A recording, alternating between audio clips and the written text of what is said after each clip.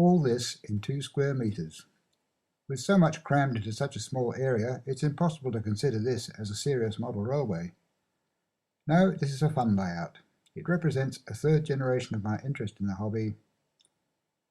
In my teens, I was quite a fanatic. I started with the Trix twin railway, although I could never afford a second loco. From there, I progressed to a layout with flexible track and realistic scenery. Eventually, I took to EM gauge, building a loco and rolling stock from scratch and laying track sleeper by sleeper. But before this project was completed, I lost interest in the hobby. Fast forward 20 years. With 2 young sons, I built a new layout. With their help, it was of necessity a very compact affair, on a base measuring 6 feet by 3. On this I crammed an interesting layout on which 2 trains could run simultaneously.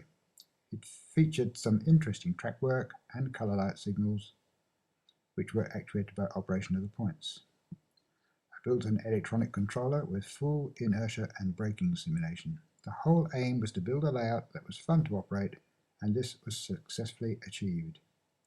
Eventually, the boys grew up and it fell into disuse. Fast forward another 35 years. Now I had grandsons growing up. What about resurrecting that layout, I wondered. But it was too far gone. The steel rails had rusted and some of the points didn't work. And anyway, I wanted to improve it, using nickel-silver rail and increasing the size just a little so that I could ease out the curves.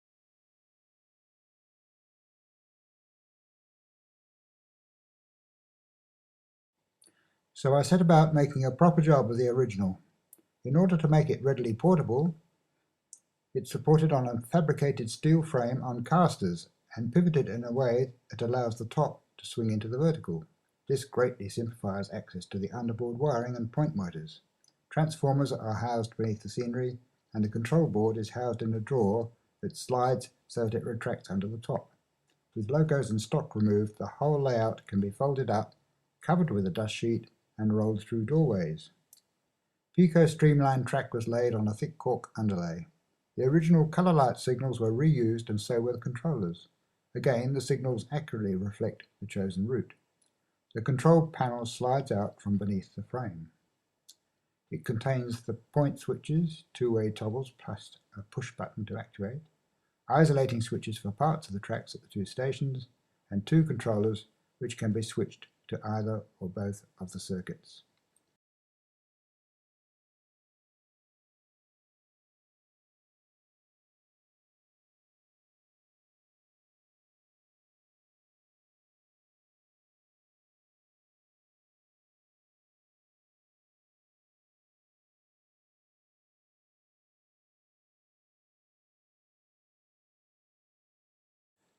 Here's the folding up operation.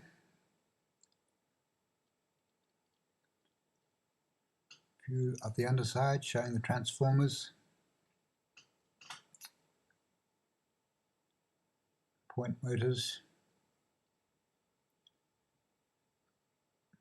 and all the concealed wiring.